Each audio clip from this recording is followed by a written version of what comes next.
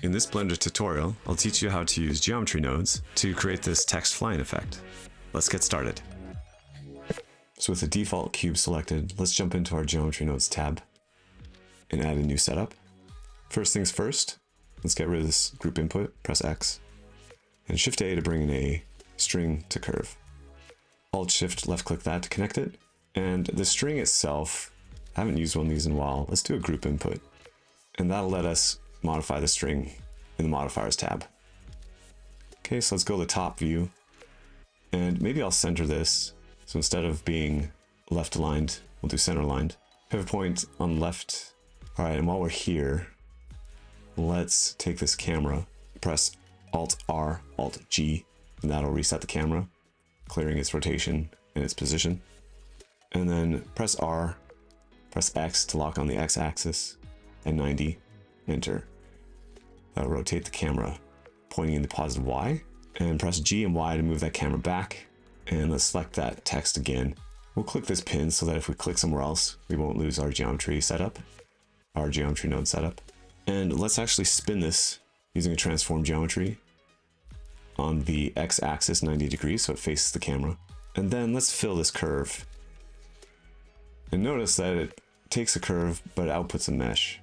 So instead of a spline, we now have a mesh object, and we can extrude that mesh. So we get 3D. The back is not closed.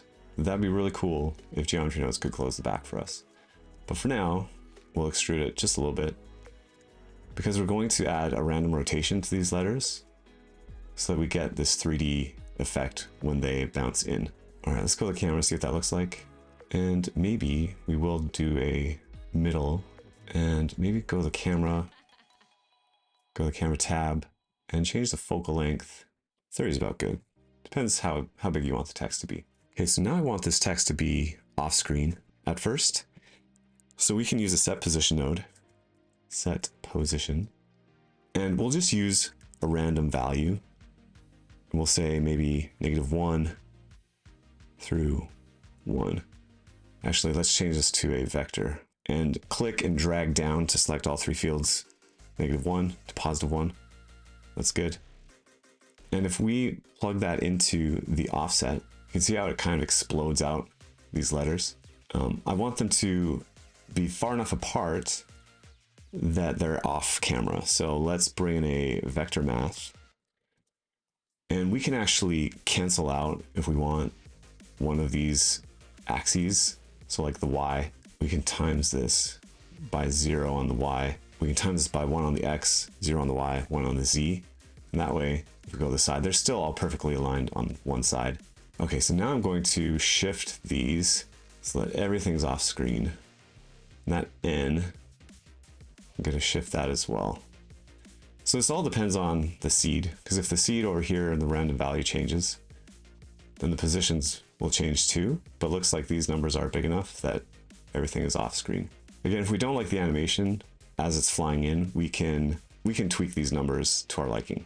Okay, so now that we have this vector that's offsetting all of our letters, we can take this vector math, Shift D, and change this to scale.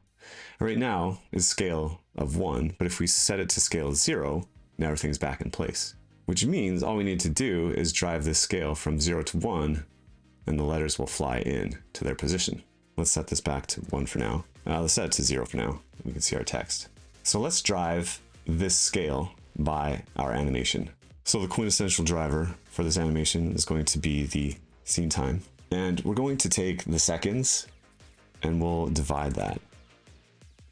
So the number of seconds in the animation, let's, while we're here, change this to 30 FPS and give this maybe 30 FPS times 3 seconds, so 90 frames. So if we're at 0 seconds, that's 0%. If we're at 3 seconds at 30 FPS, 90 frames, that's 100%.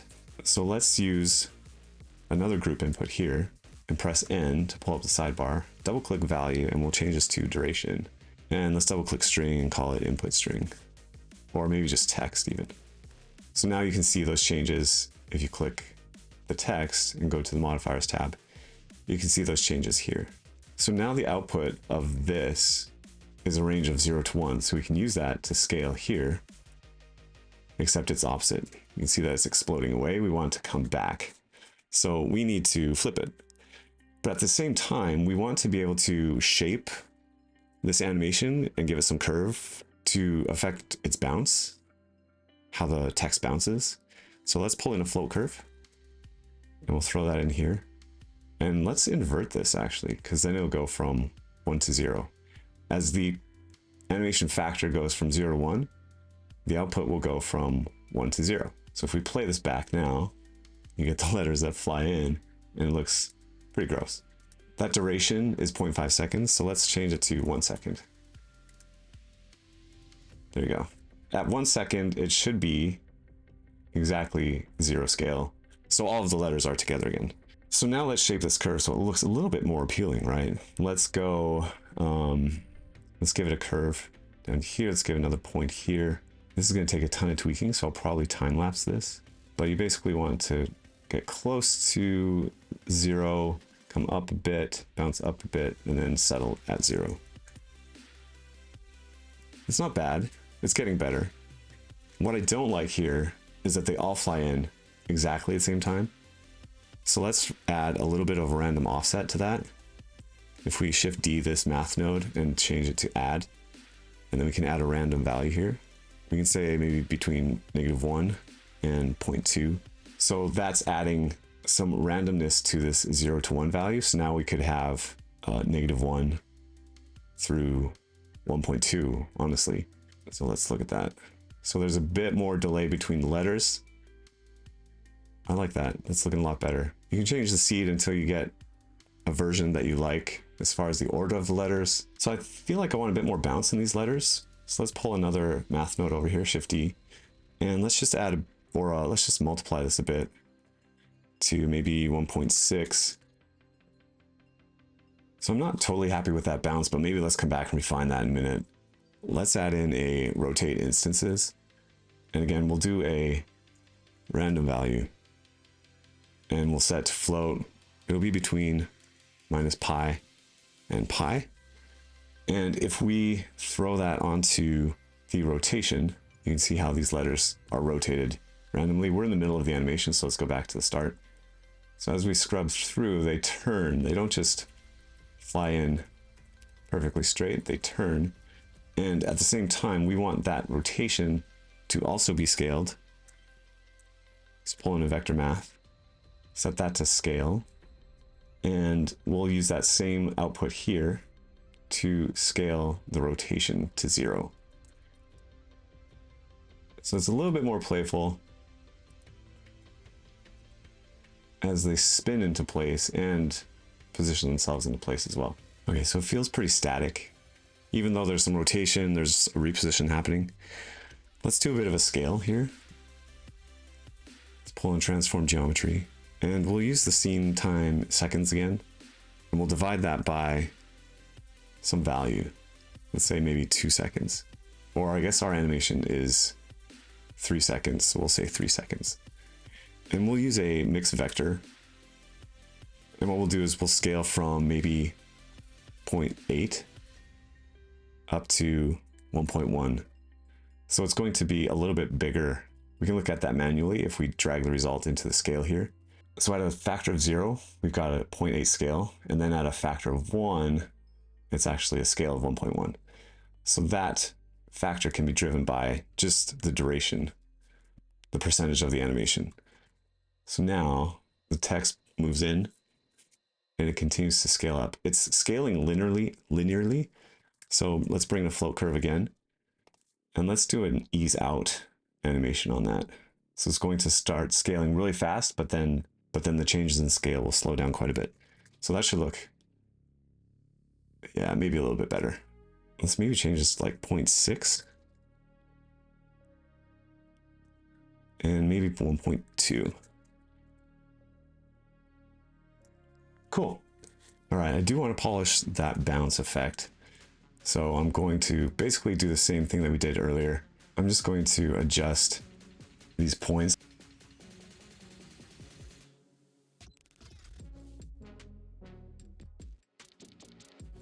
So I've got the bounce the way I like it here.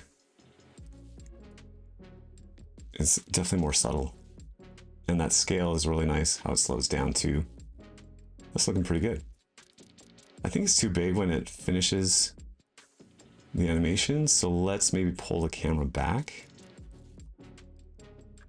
We can either change the focal length or move the position of the camera, but I think that looks pretty good. All right, let's slap a basic material on here. Bring in a set material node and change that to material. And select the cube here. Okay, so it looks like there's a bug. As soon as I added the set materials, it broke the text. The text is flying away now. I re-enabled this multiply so we can multiply that bounce.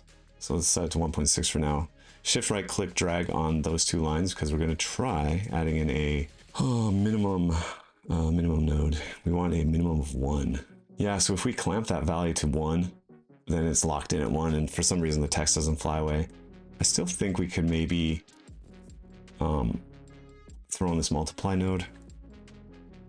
Or does that just cause the bug again? Like, let's give us something extreme so we can tell. Yeah, so it is making a difference. So maybe 2.5. Too much maybe, 1.6.